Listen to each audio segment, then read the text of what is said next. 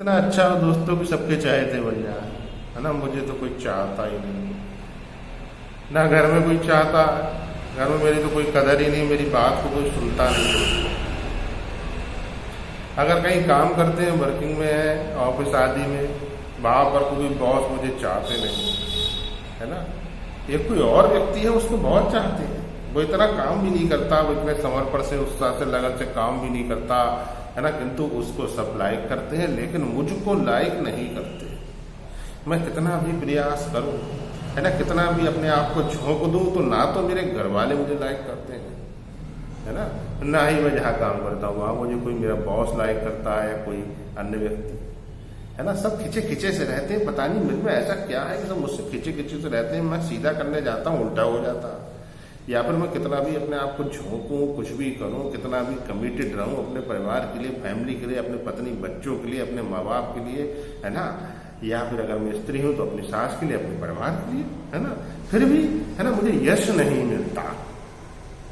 कहीं पर कोई, है ना, झूठे वो भी मेरी तारीफ नहीं करता, है ना। तारीफ तो दोस्तों हर कोई सुनना चाहता है, और विशेष तौर पर जो व्यक्ति कुछ करता है ना, उसको लगता है कि दो मीठे बोल तो कोई मेरे लिए बोले, है ना। घर में कोई कहे हाँ बहू कितनी अच्छी है, बेटा कितना अच्छा है, मेरा बेटा कितना बढ़िया है ना। या ऑफिस में बॉस कहे कि भाई गुप्ता जी बहुत अच्छा काम करते हैं, है ना।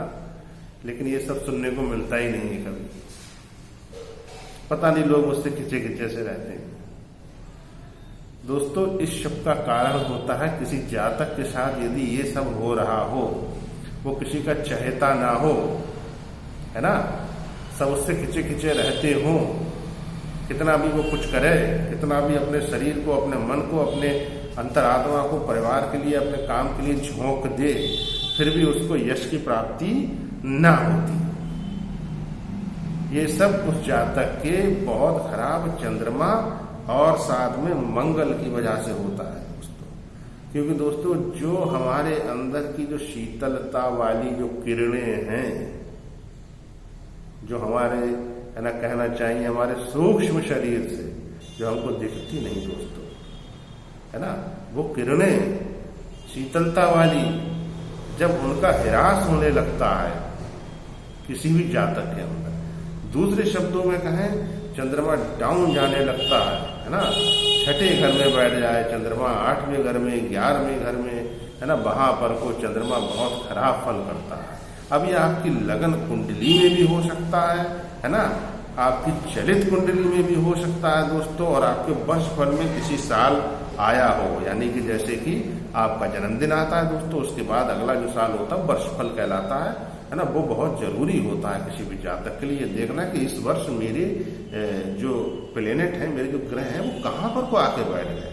हो सकता है आपकी मूल कुंडली में चंद्रमा अपने पक्के घर चौथे घर में बैठा हो, है ना, 5वें घर में बैठा, बहुत अच्छा, किंतु वर्षफल में वही चंद्रमा अगर अष्टम में आ गया, अब वो खूनी चंद्रमा हो गया दोस्तों, वह आपको कहीं का भी नहीं छोड़ेगा। आपको उस पूरे साल इतनी मानसिक पीड़ा, इतनी धन संबंधी समस्याएं, है ना, सबकी बुराइयां, आप यश दिला देगा जितना आपने जीवन भर नाम कमाया।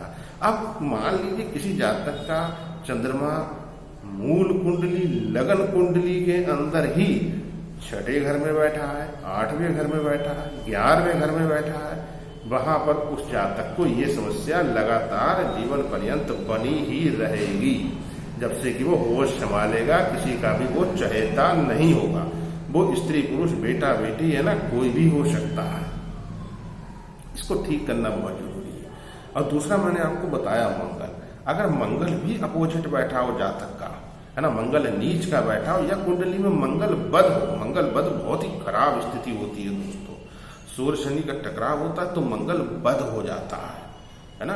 मंगल बुध के साथ बैठा हो, मंगल बद हो जाता है। मंगल केतु के साथ बैठा बहुत खराब फल करता है। अब ये भी साथ में होता ही है ऐसे जातक के, है ना। चंद्र और मंगल, है ना, ये दो आंखें हैं दोस्तों, लक्ष्मी नारायण। धन के लिए बहुत खराब स्थिति होती है ऐसे जातक की, है ना। अगर वो कोई काम कर रहा है, मान लीजिए पुरुष है, तो उसको बहुत हार्ड वर्क करना होगा, उसको बहुत मेहनत करना होगी, फिर भी उसको रिजल्ट बहुत ही कम मिलते हैं, है ना। बहुत बहुत घिस घिस के वो मेहनत करता है तो उसको बहुत थोड़ा थोड़ा सा आपको पैसा मिलता है। यहाँ पर चंद्र और मंगल दोनों को ठीक करेंगे तो आपके धन संबंधी समस्याएं भी दूर होंगी। आप ये समझिए कि आप धीरे धीरे सबके चहेते भी बनते जाएंगे, आपको यश की प्राप्ति भी होगी, है ना दोस्तों। और साथ में आपको चैन की नींद भी आएगी। आपको क्या करना है, बहुत सरल उपाय है। आप रात में जब सोते हैं तो आप किसी ऐसे, है ना, पलंग पर सोइए, ऐसे जैसे तखत होता है दोस्तों, जैसे फोल्डिंग होता है जिसके नीचे स्पेस होता है। दीवार या डबल बेड जो नीचे से बॉक्स वाले होते हैं उनके नीचे स्थान नहीं होता दोस्तों, तो उस पर मत सोइए। 48 दिन ये कर लीजिए दोस्तों। 48 दिन आप अगर डबल बेड या दीवार पर सोते हैं छोड़ दीजिए, है ना। फोल्डिंग तखत, है ना, उसको आप ले लीजिए। आप सोने के समय, है ना, क्या करिए, अपने सर के नीचे किसी बर्तन में जल भर के रख लीजिए और प्रातःकाल जब आप उठेंगे तो बहुत अच्छा रहेगा। अगर आपके घर के नजदीक कोई कीकर, बेरी है या आपके बबूल का पेड़ है कांटेदार, उसमें आप वो डाली जाएगी, वो सारे कांटे आपके निकल जाएंगे, ठंडे पड़ जाएंगे, कभी उनकी जो धार है वो खत्म हो जाएगी दोस्तों। गुलाब के पौधे में नहीं डालना है दोस्तों, उसमें भी कांटे होते हैं। और यदि ऐसा कोई वृक्ष आपके निकट नहीं है तो आप ज्यादा परेशान ना हो, आप किसी भी, है ना, गमले में डाल दीजिए, है ना। तुलसी जी के गमले में नहीं डालना है दोस्तों।